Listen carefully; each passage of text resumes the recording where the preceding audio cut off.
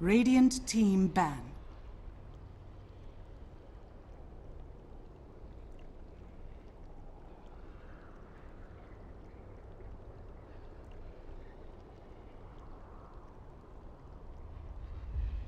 Ten seconds remaining. 5 seconds remaining. Dire team ban.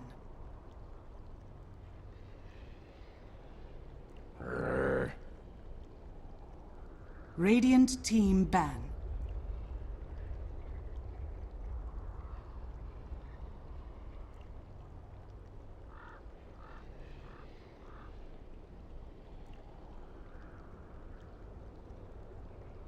We are back. We're set for game 2 of our semifinals here after Valve decided to,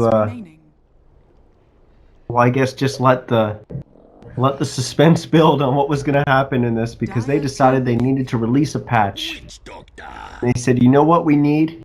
These open qualifiers are not fair, they're not balanced, because Tiny cannot toss something to a rune. That is not fair. We need to emergency patch right now, because these open qualifiers are... What are we going to do? What are we going to do? But we've patched. We're ready to go. We had to wait for the game coordinator to be down for 10 minutes or whatever, then patch, and then everyone had to get into the game. But we're ready. We're ready to go now. According to Frozen from NMEGG, they're ready to pick Tiny. He's been buffed significantly with this patch, and I wouldn't be surprised if they actually select him this game. But on a more serious note, first of all, guys, welcome. I'm Niz. If you didn't miss game 1, we saw EWolves take game 1 of the series in a pretty one-sided affair. NMEGG, they didn't really stand a chance that game. It wasn't even close. It was not even close, as EWolves put on an impressive performance as they're looking to win this game and win this best of 3 and move into the grand finals. NMEGG, they've got 2 games to win. They're on the outside looking in. Well, let's get into this draft. As we've got Beastmaster and Dazzle getting removed from NMEGG. We talked a little bit about the drafting tendencies from these two teams at the start of last game. But Dazzle, one of those big heroes that EWolves have picked up. EWolves then banning out the Abaddon and the Ursa, 2 heroes that NMEGG has used quite a bit. But now we see the Undying making its way through the bans, and now we're finally going to see an Undying today, as he's going to get snagged by EWolves, as he's been pretty much top tier ban every single game I think we've cast. So we're actually going to see one this game, as he's going to get picked up in conjunction with Queen of Pain. NMEGG, they've played a lot of Witch Doctor, as they're going to snag that with their first pick, and they're going to pick up a Slardar. Dire team ban. So I'm not too sure how much they've played Slardar, but they're going to pick that up. So we primarily see that being run in the off lane, but we have seen it once, I think, played in the safe lane in our qualifiers. Move on to our second ban, and this is unfortunately where the majority of the time is spent, as this is where all the teams have been really using their reserve time and deciding what they want to remove. Because this is typically with your first 2 picks, you're setting yourself up. You're seeing what's available, what you like, what gives you enough avenues going forward after those 2 picks that you feel comfortable with your strategies that are available to you.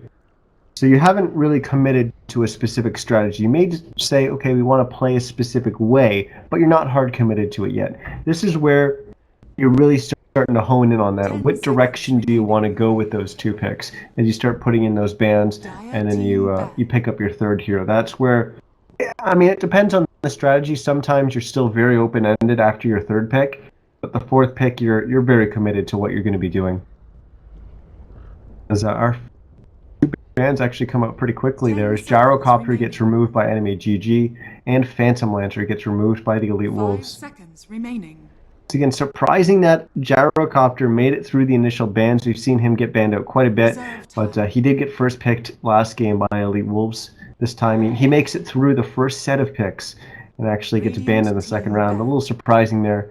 But now Spirit Breaker getting banned out by EnemyGG. They don't want to have to go up against that more strong roaming potential that EWolves showed last game. It's also here that you can definitely run with an Undying on your team as well. So they'll remove that. Now it's EWolves, their final ban in the second round of bans, and then it's their pick. So they're going to ban out Terrorblade. Man, I forgot about that hero. We saw it get played a little bit the other day, but man, I forgot about him. Lone Druid, it's been played a few times by EWolves. We got to see one of those games, as EWO's been playing that. The one game that we did get to see, we didn't really get to see EWO do much. The other 4 players pretty much put him on their back and just kind of won the game. Not that EWO played bad. I'm not trying to say EWO played bad. His team won before he could do much. That's it. It's not about his performance per se. He was ready. He was a supporting cast in case they decided to screw up.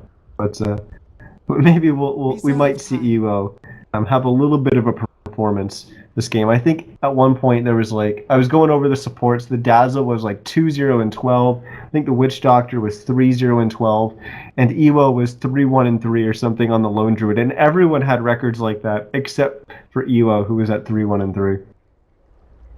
And, there was a lot of kills in that game, and they were almost all on the side of EWolves. But EnemyGG, come on, make a pick here. Give us something to talk about. So I guess we could talk about Lone Druid all day, but maybe we can't. That's Lone Druid with his entangles. How annoying is that? Oh my goodness. We saw Frozen get some really good bash procs last game, but it wasn't enough for his team. But they got their first kill of the game on Smash in the top lane because of a lucky bash proc. I think that was their first kill. No, they got their first kill at the top rune. It was their first kill outside of the battle for runes. Radiant team pick. Lifestealer. Wow. Wow.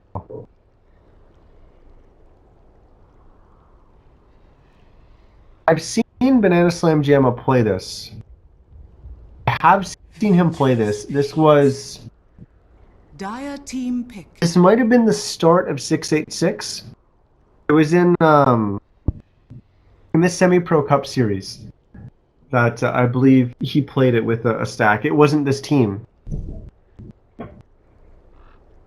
Or it might have been. It might have been this team. I don't remember, but I remember him playing it. I don't exactly remember what they did with it, but I do remember them playing with it. I think they even went aggro with it. 10 seconds remaining. But EWolves pick up a Vengeful Spirit. 5 seconds remaining.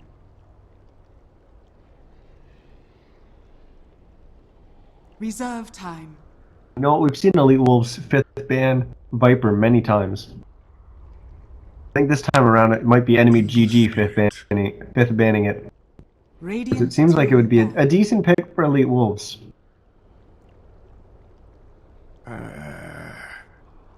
Mirana's gonna get banned out. Team ban. Mirana, they're banning out the Mirana because the roaming Mirana is actually quite effective with an Ember Spirit in the mid lane. If Ember Spirit's able to, basically the Mirana throws the arrow, and then Ember Spirit just chains you in place. We saw Team Freedom do that a couple days ago with fun on that. They had really good coordination there, and the Ember Spirit just pretty much guaranteed that the arrow was going to land. It was a really good play. Radiant team. EnemyGG, they like I said, they be playing a lot of Ogre, but we still haven't seen them pick it. This time they're actually going to ban it out. I wonder if the Viper's a viable option here.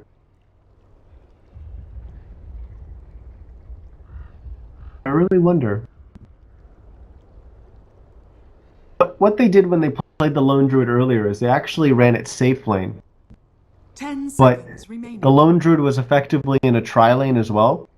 So it was kind of like a defensive tri-lane with the Lone Druid.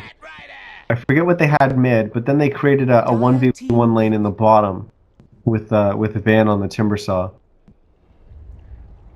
But now they're going to pick up a Bat Rider, so they might actually... I like the Bat Rider. He's a hero that's going to be able to do something to the Lifestealer when he's raged. Obviously, you can swap him as well. You've got Entangle. I don't think Lifestealer's a very good pick for them, but I know they like playing it, so they obviously know better than me. I'm not going to pretend to be a Lifestealer expert. 5 seconds But remaining. EWolves definitely have some tools to deal with it. And on top of that, they've got 3 right-clicking 10 cores that seconds don't do remaining. terribly well against an Undying. As 5 Witch seconds Doctor is going to be the only one who's going to be able to right-click. There we go. They pick up a Skywrath Mage. So that's another ranged hero that's going to be able to right-click down tombstones, which is going to be pretty important for some of the earlier fights. Here we go. We're hopping into the game, and immediately we've got a pause. That's what we do. As Frozen unfortunately pauses and then disconnects, so obviously getting a slight little bug there. And a quick restart, and we hope it's going to be quick. We'll solve.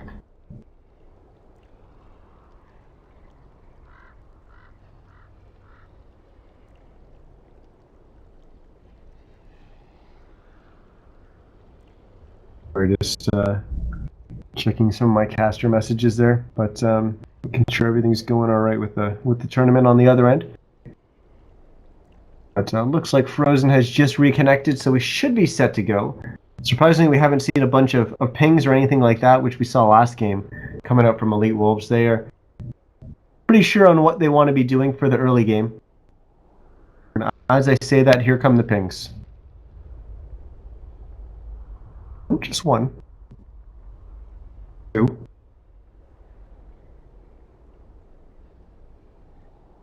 EWolves are ready. What about enemy?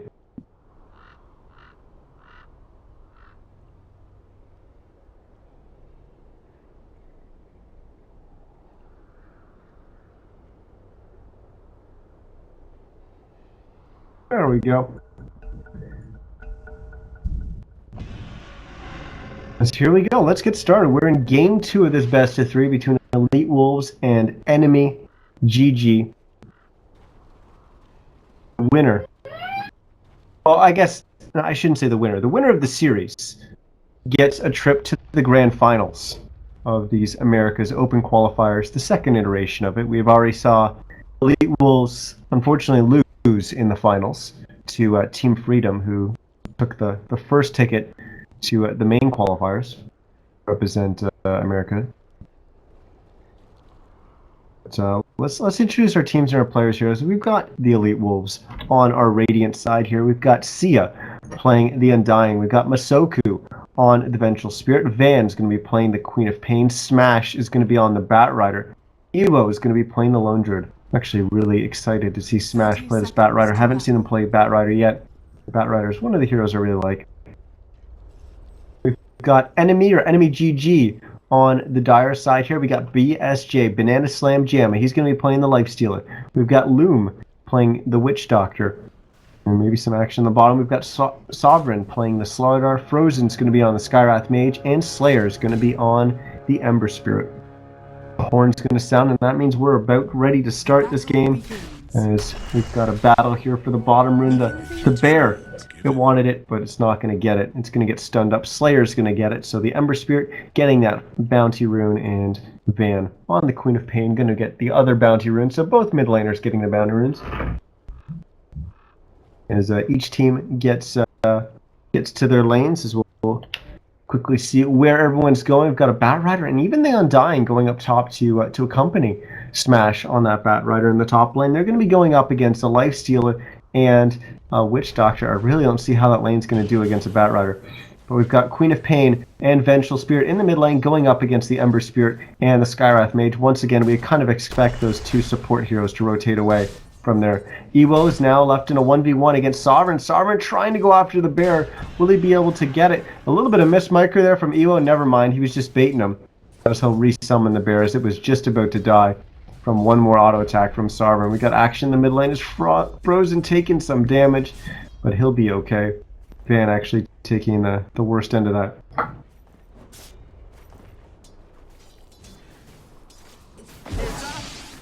Sia's going to get stunned up here as a cast. Will it bounce back to him? No.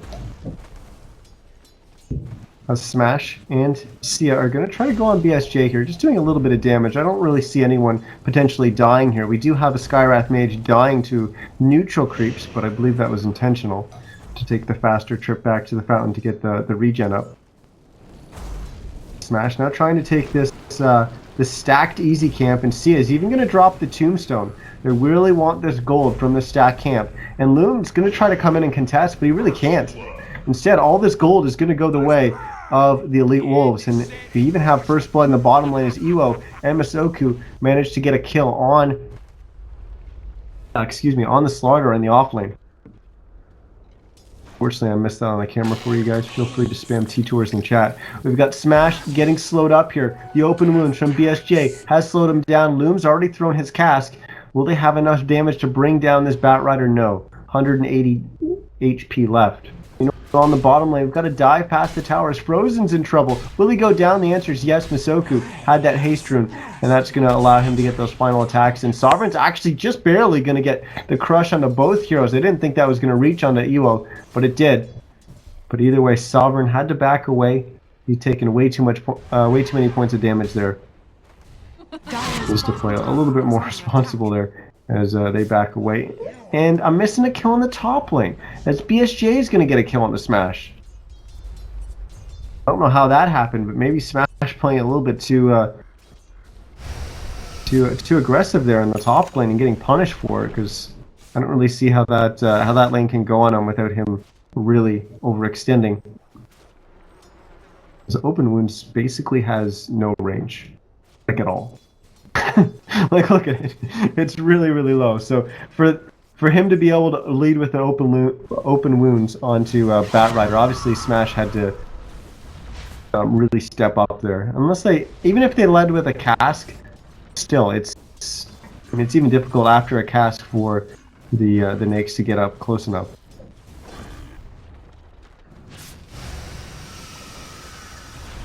And it's just going to get harassed a little bit in the mid lane. The Slayer's taken a little bit of damage, but his bottle's just arrived. That's going to get him back up and healthy and ready to fight.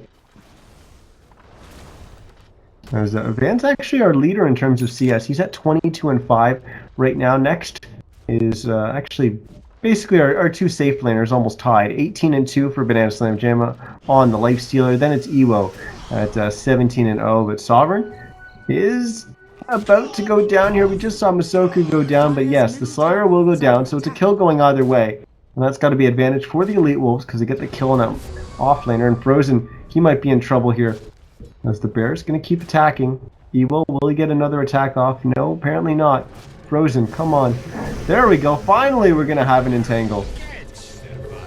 Because that didn't seem like a lone druid player until finally he got that much needed entangle. He was just playing with the system there. As Ewo is in trouble, Sovereign's TP'd back after his respawn, and he's just going to try to chase down this lone druid. We've got kills going on in other lanes as Ewo even gets the kill onto the Witch Doctor. I don't know how that happened, but Sovereign now in trouble. I think that was the creep wave that did the brunt of the damage, but now Sovereign is going to go down to about 200 HP. This game has been ridiculous with the number of kills all over the place. We only have 8 kills in 5 minutes. It's not that ridiculous, but they've been happening all over the place and kind of unpredictable. Our Slayer now will TP back to the mid lane as Van is in trouble, but will just barely be able to blink away. So I don't know how he got here, but he's on the other side of Sovereign here. They might look to dive here as the wave is pushing, and yes, this Slardar is in trouble. The Bear's on low HP, but they will lead with the stun, but they don't know Loom's coming in from behind, but he's going to be a little bit too late as the Slardar does go down. As now the Bear's going to try to get an entangle. It's not going to happen. The tower will get the last hit on the Bear, so the Bear goes down. Ewo will just resummon it immediately, though. More importantly, Loom not getting the last hit there for the extra gold.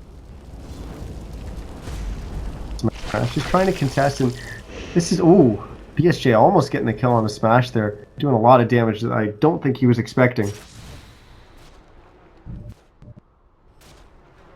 But this is a problem when you rotate so many heroes away from your safe lane. I really think the Lifestealer is going to struggle here, and he's not going to be able to maintain his CS. Right now it's going great, 42-5. CS, he's number 1. Number 2 is Van at 35 and 7 in the mid lane on the Queen of Pain. But you look at the two safe laners, and Ewo, yeah, he's been a part of some kills. He's at 4-0 and 2. I guess that isn't some kills. That's a lot of kills at this point in the game. But he's only managed 27 CS. Now Slayer and Frozen going to come up onto the high ground here. Van's already kind of on low HP. But he's just kind of being greedy. He does have an ult up in 3 seconds. And he's also got a regen rune bottled. So just kind of playing around with his HP there. Now he's going to smoke up with Masoku. They're going to look for a kill. Is it just going to be on the mid lane? I've used that regen, and yeah, Frozen's in trouble here. They're going to lead on him. It's just so much damage. Immediately he goes down. Now Slayer will jump forward. He wants a return kill on the Vengeful Spirit. Won't be able to find it. Loom is also there to try to help him out, but both of them are going to have to back away. As Sia TP's on in, gets the soul rip off, giving Masoku a little bit more HP. But they're not really going to dive. Speaking of diving, we got diving in the bottom lane. Smash, he's flown in from the side. He's going to lead with the lasso off onto Sovereign, as they're just going to be able to right-click him down and collect a tier 1 tower soon thereafter. Glyph will get used to delay them slightly, but that tier 1 tower is as good as dead, and Ewo will get the last hit. BSJ doing a little bit of pushing in the top lane. He's got his armlet recipe, so he's actually almost got that completed. That's going to be the item pickup for him. Van's going to try to wait up here for the 8-minute rune. He's going to get silenced by Frozen, but he should be fine to blink away as soon as that wears off, and indeed he does. Smash up to 1,500 gold, almost has his blink dagger. Great start to the game for Smash, despite dying in that top lane. Now Ewo has actually come up to the top lane.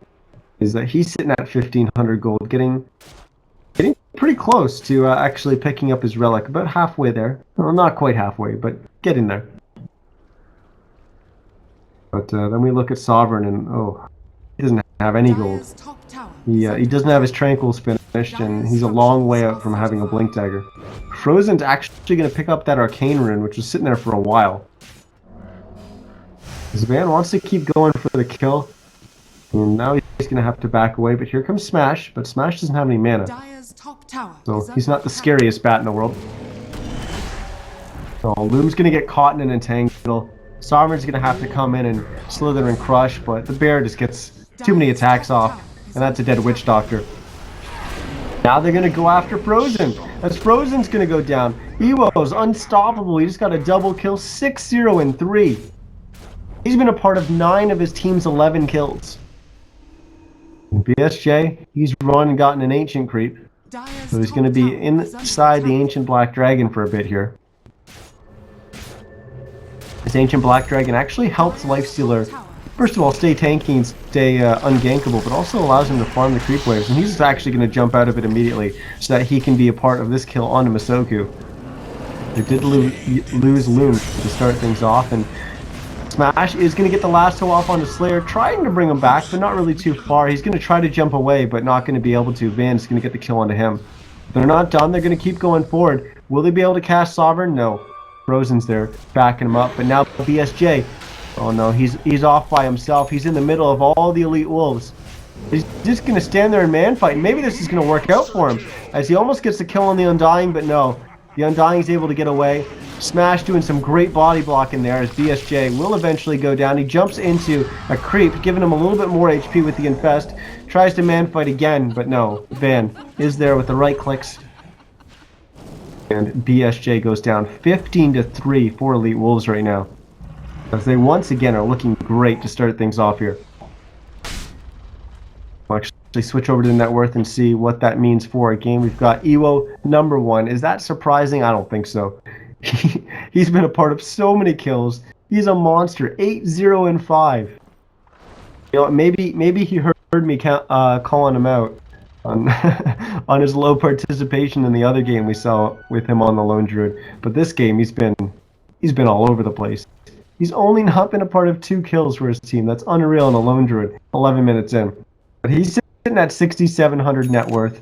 We've got, it's actually dropped down to 1,000 gold. Has he already picked up his relic? No, he's actually gone for a Maelstrom. Okay, so not going for the Radiance build.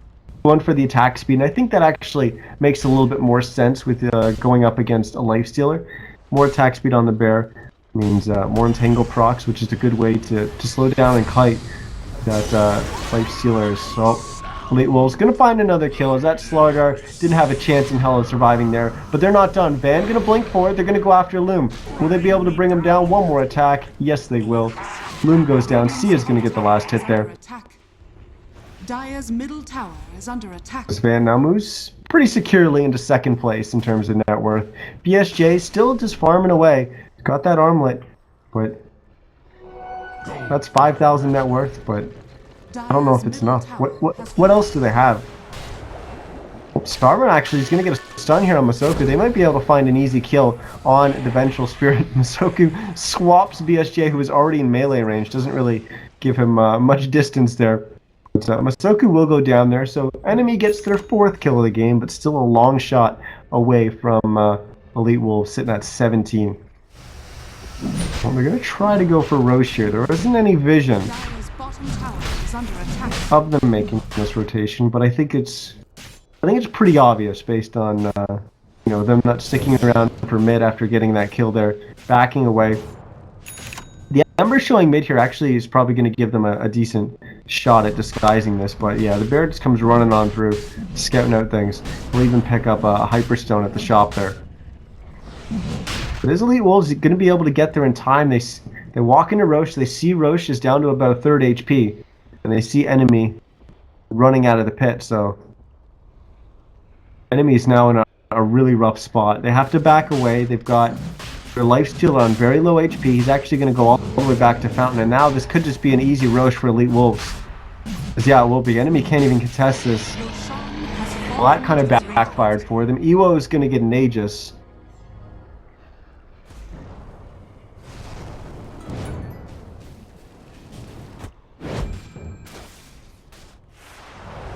This BSJ is going to go back up to the top lane to farm, but I don't think EWolves are going to let him. They're just going to keep pushing. We've seen them do this every single game.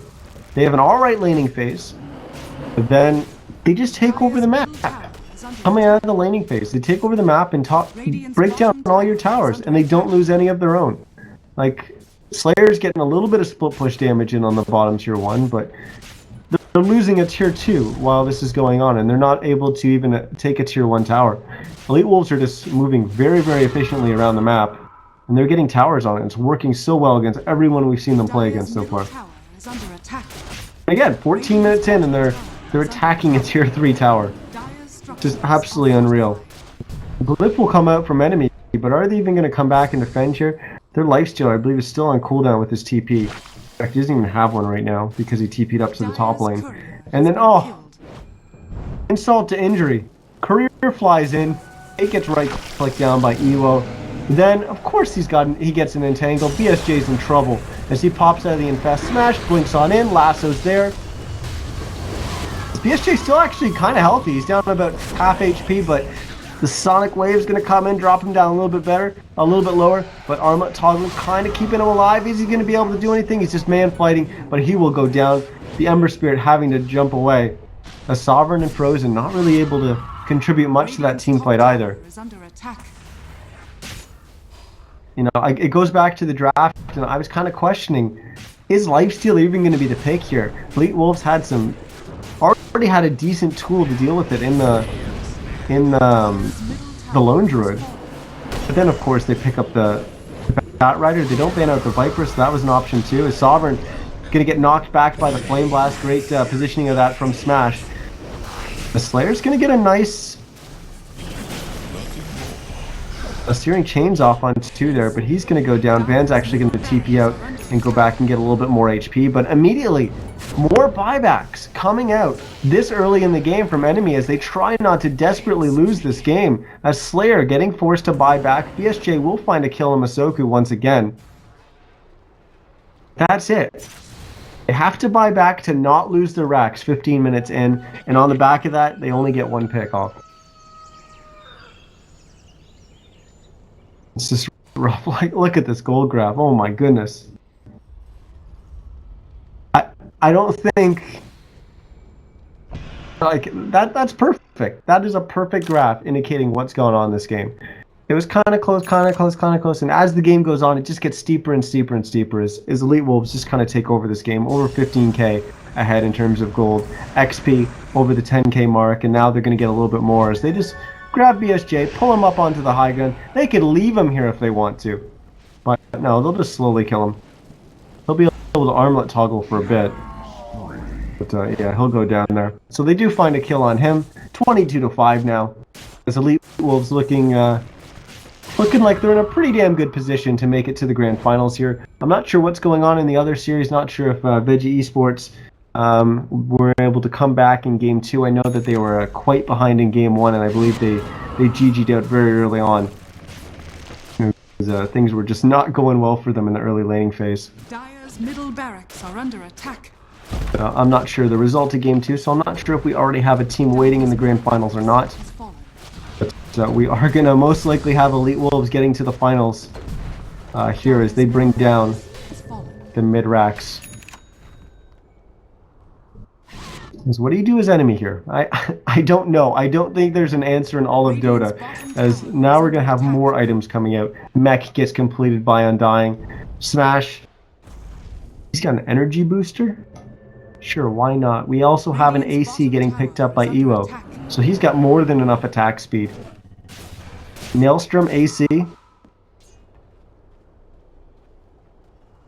Got the Yules, now an Orchid completed by Van. I mean, Slayer's not really going to be able to do much because he's going to get silenced. And if it's not used on Slayer, then it's getting used on the Nakes, so that the Nakes isn't going to be able to do anything because he's silenced. They just don't have any items. Like, they don't... Slayer's trying to go for a drums, and he doesn't have it yet, 18 minutes in. He just will get reclaimed, but...